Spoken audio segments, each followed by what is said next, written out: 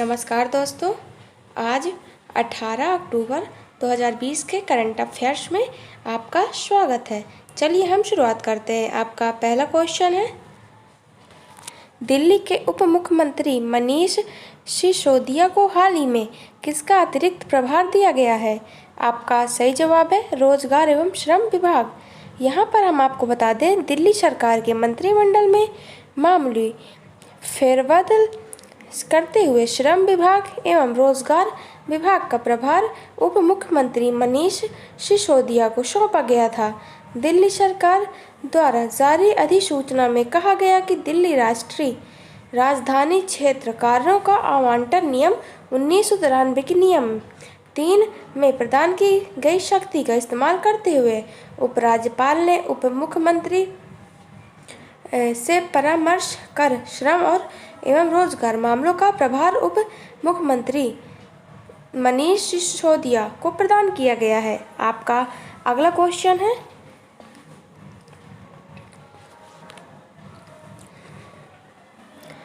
पद्मश्री ने सम्मानित किस कुचिपुड़ी नृत्यांगना का 64 वर्ष की उम्र में निधन हो गया? आपका सही जवाब है शोभा नायडू। यहाँ पर हम आपको बता दें, पद्मश्री से सम्मानित प्रसिद्ध कुचिपुड़ी नृत्यांगना शोभा नायडू को निधन हो गया। नायडू की प्रमुख उपलब्धियों में विप्र नारायण कल्याण, श्रीनिवास और अन्य बैले नृत्य नाटिकाओं की कैरियोग्राफी और उनमें नृत्य तथा अभिनयन नय करना था। इनमें नायडू ने सत्यभामा, देवकी, पद्मावती, मोहिनी, साईं बाबा और देवी पार्वती की मुख्य भूमिकाएं निभाई हैं।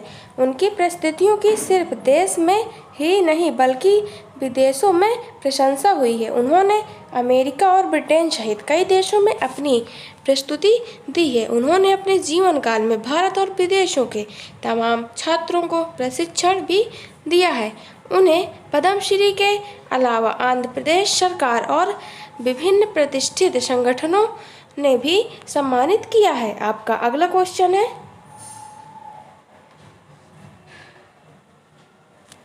विश्व हस्त प्रक्षालन दिवस यानी ग्लोबल हैंड वॉशिंग डे निम्न में से किस दिन मनाया जाता है?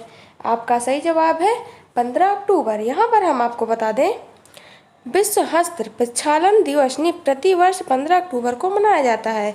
इस दिन लोगों ने हाथ धोने के प्रति जागरूकता फैलाने के लिए अभियान चलाया जाता है। कुछ महत्वपूर्ण कार्य करने के पहले हाथ धोना बहुत महत्वपूर्ण है। भारतीयों के लिए यह विशेष रूप से महत्वपूर्ण है क्योंकि यहाँ हाथ से ही खाना खाने की संस्कृति है। संयुक्त राष्ट्र संघ ने 15 अक्टूबर का दिन विश्व हाथ धुलाई दिवस रूप में तय किया है। आपका अगला क्वेश्चन है, वेदांता समूह की कंपनी हिंदुस्तान जिंक ली HZL ने हाल ही में कहा कि उसने जिंक स्मेल्टर संयंत्र लगाने को लेकर किस राज्य सरकार के साथ समझौता किया है? आपका सही जवाब है गुजरात। यहाँ पर हम आपको बता दें, गुजरात सरकार ने वेदांता समूह के साथ राज्य में 10,000 करोड़ रुपए के निवेश समझौता किया है। यह वेदांता समूह का राज्य में पहला निवेश है। यह समझौता मुख्यमंत्री विजय रूपाणी ने वेदांता समूह के साथ किया है। हिंदुस्तान जिंक इस समझौते के तहत 10,000 करोड़ रुपए में निवेश से तापी को दोसवाड़ा में जिंक स्मेल्टर संयंत्र स्थापित करेगा। हिंदुस्तान जिंक लिमिटेड वेदांत समूह की सहायक कंपनी है। आपका अगला क्वेश्चन है,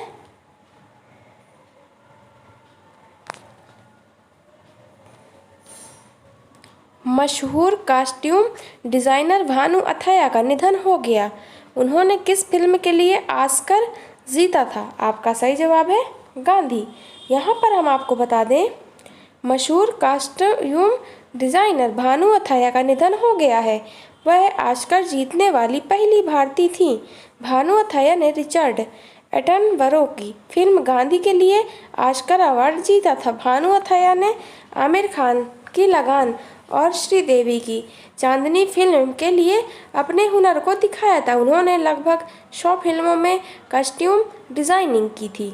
जिसमें गुरु दत्त, यश चोपड़ा भी, R Chopra, Raj Kapoor, Vijay Anand, Raj Khosla, Ashutosh Gowariker, Conrad Rooks और रिचर्ड एटन बरो जैसे नाम शामिल हैं। शाहरुख खान की स्वदेश भानुमथाया की आखिरी फिल्म थी जिसकी कॉस्ट्यूम डिजाइनिंग उन्होंने की थी। आपका अगला क्वेश्चन है,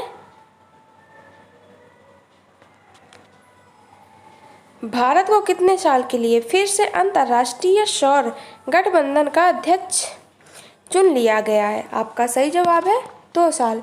यहाँ पर हम आपको बता दें, भारत को 2 साल के लिए फिर से अंतर्राष्ट्रीय या सौर गठबंधन अध्यक्ष और फ्रांस को सह अध्यक्ष चुन लिया गया है। अंतर्राष्ट्रीय सौर गठबंधन की आयोजित वर्चुअल बैठक में 34 सदस्य देशों ने इसका फैसला किया है। बैठक में गठबंधन के 4 क्षेत्रों का प्रतिनिधित्व करने वाले 4 नए उपाध्यक्षों को भी चयन किया गया था। अंतर्राष्ट्रीय सौर गठबंधन सम्मेलन ने सतत जलवायु कार्रवाई गठबंधन के माध्यम से अपने सचिवालय की पहल को भी मंजूरी दे दी है। आपका अगला क्वेश्चन है, भारत ने फलस्तीनी शरणार्थियों के लिए संयुक्त राष्ट्र राहत और कार्य एजेंसी को कितने लाख डॉलर का योगदान दिया है? आपका सही जवाब है 10 लाख डॉलर। यहाँ पर हम आपको बता दें, भारत ने फलस्तीनी शरणार्थियों के लिए संयुक्त राष्ट्र राहत और कार्य एजेंसी को 10 लाख डॉलर का योगदान किया है। इस राशि से शिक्षा, स्वास्थ्य, राहत और सामाजिक कार्यों के सहित एजेंसी के कई कार्यक्रमों और सेवाओं को जारी रखने में मदद मिलेगी। भारत फलस्तीनी शरणार्थियों को महत्वपूर्ण सेवाएं और आवश्यक और मानवीय सहायता देने में संयुक्त राष्ट्र राहत और कार्य एजेंसी की गतिविधियों का समर्थन करता रहेगा। आपका अगला क्वेश्चन है, हाल ही में किस देश ने आर्टन कैपिटल के पासपोर्ट इंडेक्स 2020 की सूची में 58वां स्थान प्राप्त किया है? आपका सही जवाब है भारत। यहाँ पर हम आपको बता दें, आर्टन कैपिटल के पासपोर्ट इंडेक्स 2020 के अनुसार भारत को विश्व के सबसे शक्तिशाली पासपोर्ट की सूची में 58वां स्थान दिया गया है। न्यूजीलैंड सबसे ऊपर है, दूसरे स्थान पर Japan, Germany, Australia, Luxembourg, Switzerland, Ireland, दक्षिण कोरिया और ऑस्ट्रेलिया है। आपका अगला क्वेश्चन है, किस देश के पूर्व cricketer allrounder John Richard Reid का हाल ही में निधन हो गया है? आपका सही जवाब है न्यूजीलैंड। यहाँ पर हम आपको बता दें, न्यूजीलैंड के पूर्व cricketer allrounder John Richard Reid का निधन हो गया है। वह वर्तमान के न्यूजीलैंड के सबसे वृद्ध टेस्ट प्लेयर भी थे। यह न्यूजीलैंड के लिए टेस्ट जीत में लीड करने वाले पहले क्रिकेटर थे।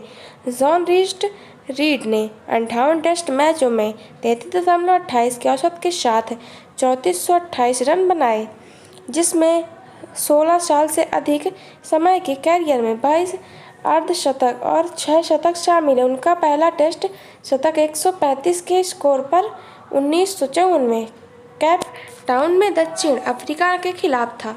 आपका अगला क्वेश्चन है, हाल ही में किस राज्य सरकार ने किसानों के उन्नयन के लिए किसान कल्याण कोष बोर्ड स्थापित करने का फैसला किया है? आपका सही जवाब है केरल। यहाँ पर हम आपको बता दें, केरल सरकार ने किसानों के उन्नयन के लिए किसान कल्याण कोष बोर्ड स्थापित करने का फैसला किया है, जिसका नाम है केरल कृषक क्षमनिधि बोर्ड होगा। मंत्रिमंडल ने डॉक्टर पीजी राजेंद्रन को केरल किसान कल्याण कोष बोर्ड के पहले अध्यक्ष के तौर पर नियुक्त करने का फैसला किया। केरल कृषक क्षमनिधि अधिनियम के तहत बागवानी, औषधि गुणों वाले पौधों की खेती, नर्सरी प्रबंधन, मत्स्य पालन, मधुमक्खी पालन, बकरी और खरगोश पालन, कृषि के इस्तेमाल वाली भूमि प्रबंधन से जुड़े मामलों को यह बोर्ड देखेगा।